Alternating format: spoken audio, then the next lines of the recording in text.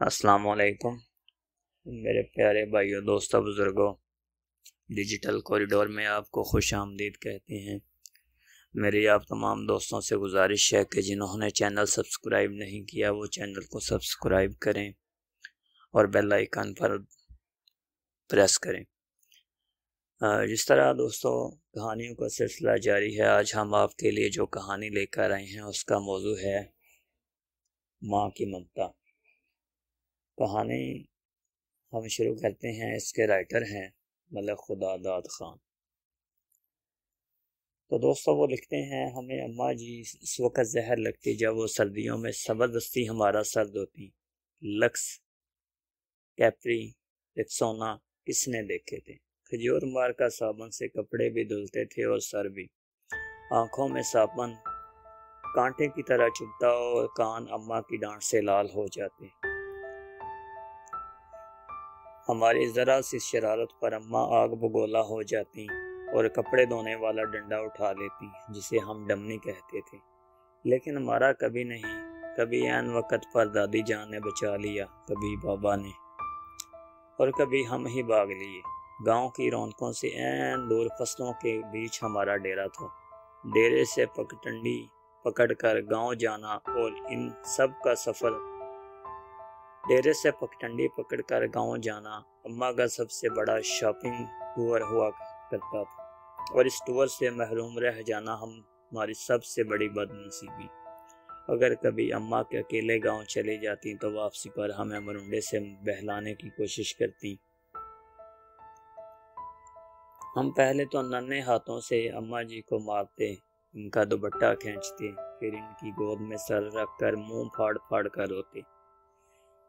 कभी अम्मा गांव साथ ले जाती तो हम उछलते कूदते खुशी इनके पीछे पीछे भागते। शाम गए जब गांव से वापसी होती तो हम बहुत रोते, हमें गांव अच्छा लगता था। माँ, हम गांव में कब रहेंगे?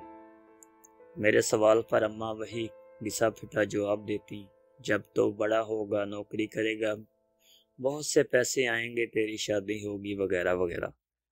यूँ हम माँ बेटा बातें करते करते तारीख डेरे पर आ पहुँचे। मुझे याद है गांव में बाबा मुजफ्फर के यहाँ शादी का जश्न था। वहाँ जलने बुझने वाली बत्तियां भी लगी थीं और पटाखे भी फूट रहे थे।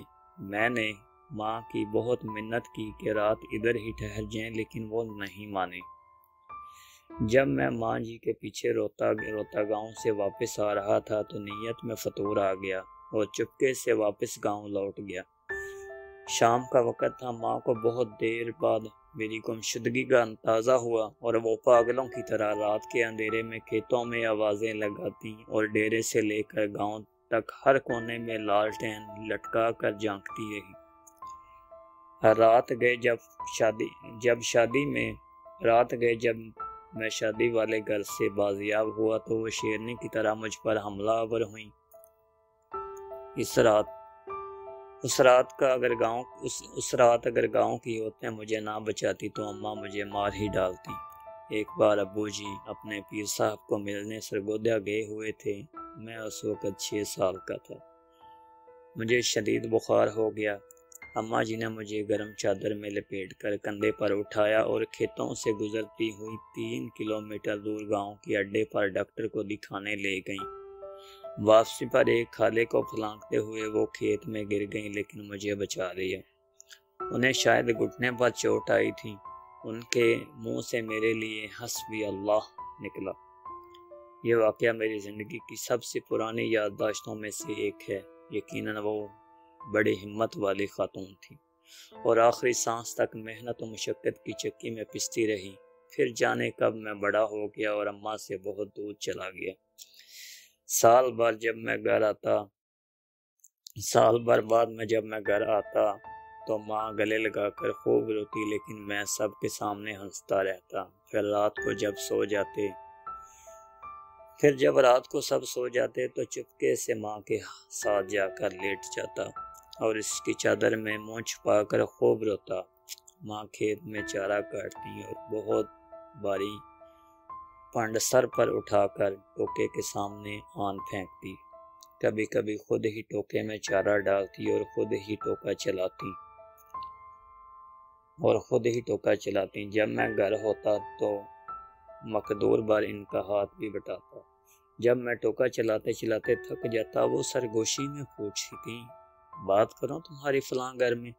وہ جانتی تھی کہ میں پیدائشی عاشق ہوں، اور ایسی باتوں سے میری فیکٹری اور میری بیٹری کی فیکٹری فل ہو جاتی ہے۔ وہ جانتی تھی کہ میں ایک پیدائشی عاشق ہوں اور ایسی باتوں سے میری بیٹری فل ہو جاتی ہے۔ پھر ہم نے گاؤں میں گھر بنا لیا اور ماں نے اپنے پسند سے میری شادی کر دی۔ میں فیملی لے کر شہر چلا آیا اور ماں نے گاؤں میں اپنی الگ ہی دنیا بسا لی۔ وہ میرے پہلے بیٹے کی پیدائش پر میرے گھر آئیں۔ میں نے انہیں سمندر کی سیر بھی کروائی۔ کلفٹن کے ساحل پر چائے پیتے ہوئے انہوں نے کہا، اس سمندر سے تو ہمارے ڈیرے کا چھپڑ زیادہ خوبصورت ہے۔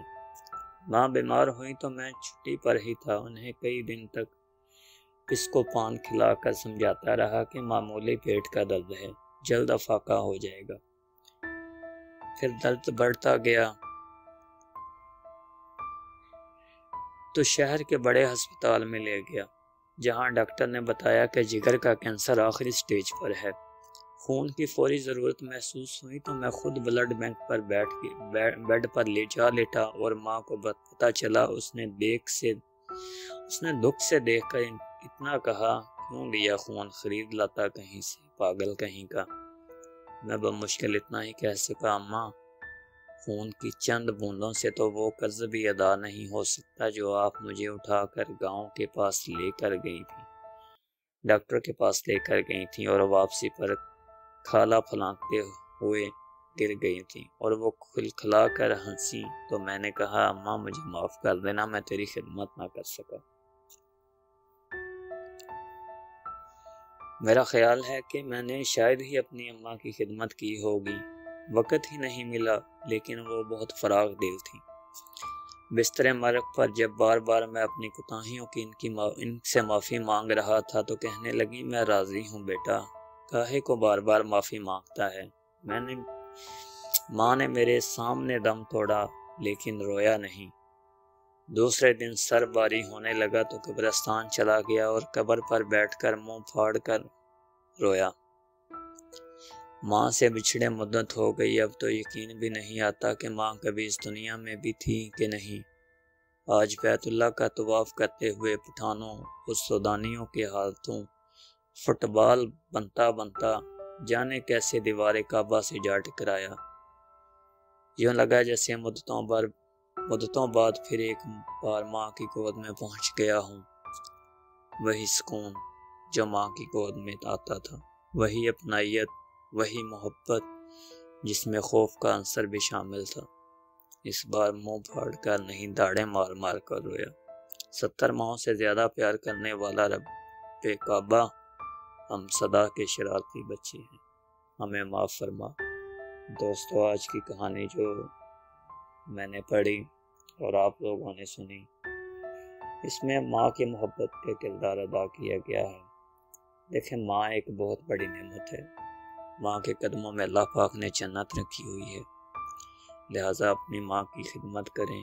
آپ کو بہت محنت اور مشقت سے انہوں نے پالا ہے، کیا کیا انہوں نے مشکلات برداشت کی، کس کس دشواری سے وہ گزری، آپ نہیں جانتے۔